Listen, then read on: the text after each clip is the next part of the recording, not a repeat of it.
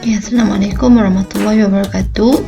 Dan selamat pagi. Untuk minggu ni kita akan belajar tentang cara sistem takungan berfungsi.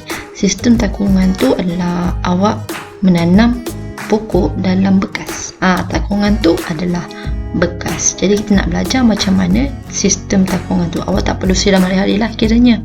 Okey, yang pertama adalah bekas pengairan kendiri. Seperti yang awak dapat tengok, okey, dalam buku teks pun ada pasal bekas pengairan kendiri ni muka surat 70. Tapi saya dapati dalam buku teks tu awak susah nak faham macam mana. Okey, kita tengok gambar yang pertama, gambar yang the bloomers ni, self watering ni. Baiklah, pada gambar ini awak boleh tengok bagaimana dia ada dinomborkan. Yang pertama dia kata just add water.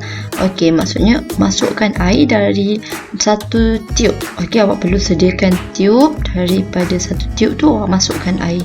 Kemudian reservoir fills, maksudnya enough water to keep plants happy. Maksudnya dia ada dua ruang kat situ. Bahagian bawah adalah ruang untuk air, manakala bahagian di atas adalah ruang untuk medium ataupun tanah. Yang ketiga adalah soil draws water through the week only as the plants needs it. Maknanya di sini yang pertama adalah awak masukkan air, yang kedua adalah air akan berada di bawah tu untuk jangka masa yang tertentu. Maksudnya tengoklah jumlah air tu. Yang ketiga adalah adanya satu tali ataupun satu fabrik, kain ataupun apa saja yang akan menyerap air. Okay, kain ni dia akan berada ataupun tali ni dia akan berada di antara tanah dan juga air. Ini adalah sistem pengairan kendiri. Gambar yang kedua pula, dia konsep dia sama. Konsep dia awak akan ada satu tempat untuk awak siram, untuk awak masukkan air. Kemudian ada tempat di bawah tu di mana ada air. Kemudian di atas ada tanah. Kemudian ada satu kain. Okey, sebenarnya awak tengok anak panah tu adalah air. Okey, ada satu kain ataupun itulah yang saya kata, kain ataupun tali. Sama seperti dalam buku teks. Tapi buku teks tu dia complicated ataupun dia kompleks, dia susah sikit. Di mana awak kena ada straw, okey, awak kena ada lidi untuk tengok aras air. Ini adalah dua contoh bagaimana sistem pengairan kendiri yang mudah untuk dilakukan. Air akan sentiasa ada, mungkin untuk tempoh 4 ataupun 5 hari awak perlu periksa. Okey, dia dapat pokok ni pula dia akan dapat nutrien daripada baja. Kita letak je lah baja pada tanah tu seperti biasa. Tapi air tu dia akan sentiasa ada. Ini adalah antara sistem pengairan kendiri yang mudah untuk awak faham. Apa fungsi tiub ataupun tempat masukkan air dan apa fungsi tali. Baiklah, seterusnya yang kedua adalah kultur air dalam tanpa kitaran semula. Okey, ini adalah contoh kultur air dalam tanpa kitaran semula. Dia menggunakan botol air.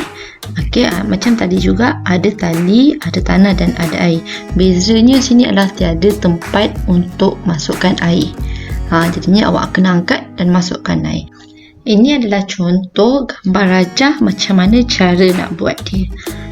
Mudah saja. Ini adalah paling mudah lah. Okey, dia tak ada tempat masukkan air, dia kena angkat dan masukkan air. Awak boleh ikut contoh nombor 1, gambar pertama, 2 dan ketiga. Ada keterangan pada setiap gambar.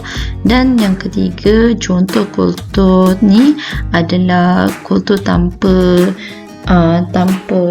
kitaran adalah hidroponik. Hidroponik susah sebab dia kena ada larutan baja dan tak semua mampu membeli larutan baja tu.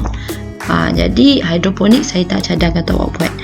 Dan gambar yang terakhir adalah gambar kultur yang tanpa kitaran, ada ikan dalam dia. Cuba awak tengok, kaedah ini tak menggunakan tanah. Dia terus pokok dan air. macam mana pokok dapat zat? Daripada tinja ikan ataupun najis ikan. Baik, kita akan tengok pula yang terakhir adalah kultur air dalam dengan kitaran semula. Dia ada persamaan dengan gambar terakhir saya tunjuk tadi. Baik, persamaan dia adalah dua-duanya ada ikan. Okey, ini kita panggil sistem pertanian ni, selain daripada kita kata kultur air dalam, okey, kita juga boleh panggil sebagai aquaponik. Maksudnya dia menggabungkan tumbuhan dan juga hidupan dalam air, iaitu ikan. Baiklah, yang bezanya di sini, persamaan dia ada ikan dua-dua. Yang bezanya adalah gambar di sebelah, gambar yang saya tunjukkan dulu, terlebih dahulu tadi, awal tadi tu, dia tak ada pump. Bila tak ada pump, kita kata tanpa kitaran semula. Gambar yang ada ikan emas ini adalah kultur air dalam dengan kitaran semula. Sebab apa ada kitaran semula? Sebab dia ada pump. Itu beza dia. Dia ada pump, jadi pokok di bahagian atas tu kita boleh letak tanah. Berbeza dengan yang gambar ada ikan naga tu, kita tak boleh letak tanah sebabnya dia tak ada pump. Jadi akar pokok terus ke dalam air. Gambar tu berbeza. Tengok gambar pertama tu yang ada ikan naga tu, dia akar pokok terus ke dalam air. Tetapi untuk gambar yang kedua yang ada ikan emas ni, awak perhatikan pokok di atas dia ada medium tanaman. Okey, batu-batu kecil, ataupun kalau awak kat rumah, awak boleh letakkan tanah. Sebab kita nak beli batu mungkin mahal, mungkin mak awak tak terlayan awak nak beli batu, jadi awak boleh letakkan tanah. Okey, kita tengok macam mana sistem dia berfungsi. Nampak pump dia kat bawah, dia akan pump air yang ada najis ikan naik ke atas. So air tu kena kat tanah, so dia akan automatik, dia air yang berlebihan akan mengalir ke bawah balik. Tapi kita tanah tu nanti ada beberapa jenis lah supaya dia difilter ataupun ditapis. Itulah dia aquaponik. Tak perlu buat yang susah pun. Kalau rumah awak dah ada ikan, mungkin awak boleh buat yang mudah macam ni. Letak polystyrene, kemudian lubangkan polystyrene, letaklah cawan, dan dalam tu letak tanah, dan juga letaklah pokok. Kalau dah ada ikan, kalau dah ada aquarium so awak boleh buat kultur air dalam dengan kitar semula. Baiklah murid-murid, setelah saya terangkan ada tiga sistem takungan berfungsi untuk minggu ini, tugas awak adalah hasilkan nota peta minda.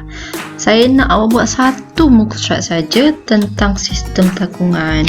Awak boleh rujuk buku teks muka surat 70 dan 71, dan juga awak boleh rujuk video yang saya bagi ni, awak boleh tengok, ambil isi penting. Setakat itu saja untuk minggu ini. Terima kasih. Assalamualaikum warahmatullahi wabarakatuh dan selamat pagi.